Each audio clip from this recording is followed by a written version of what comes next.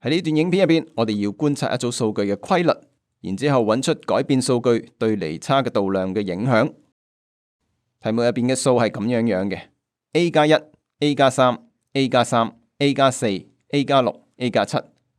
我哋要揾呢一組數嘅分佈域、四分位數間距、標準差同埋方差。每個數入邊都有一個常數 A， 我哋揾唔揾到所需要嘅離差嘅度量呢？等我哋試下。分佈域係最大值同埋最小值之間嘅差，所以就係 A 加7減括弧 A 加1，即係6。四分位數間距大概都可以用相似嘅方法揾到，所以我哋就跳過唔講啦。所以我哋其實係能夠相對容易咁樣揾出分佈域同埋四分位數間距嘅喎。咁標準差呢？首先諗翻一下標準差嘅計算方法啦，係咁樣嘅喎。對於平均數可以咁樣揾，咁我哋就可以得出係 A 加4。然之後我哋需要揾出每一個數據同埋平均數之間嘅差嘅平方。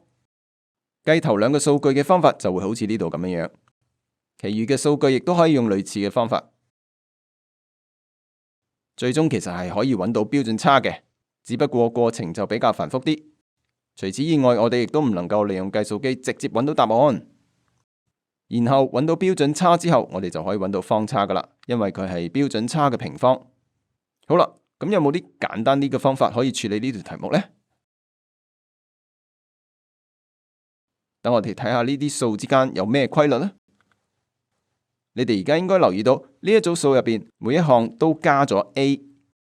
如果我哋由每一個數減去 A， 呢一組數就會變成1、3、3、4、6、7。所以原本嗰組數實際上係可以視之為1、3、3、4、6、7呢一組數入邊嘅每一個數加上常數 A。然之後你仲記唔記得將一組數據入邊每一個數都加一個相同嘅常數，會對數據組嘅分佈域、四分位數間距、標準差同埋方差有咩影響？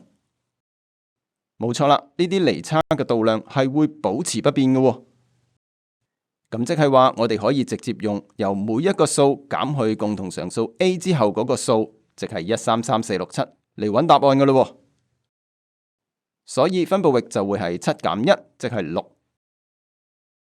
四分位數間距就係上四分位數同埋下四分位數之間嘅差，即係6減3，即係等於3。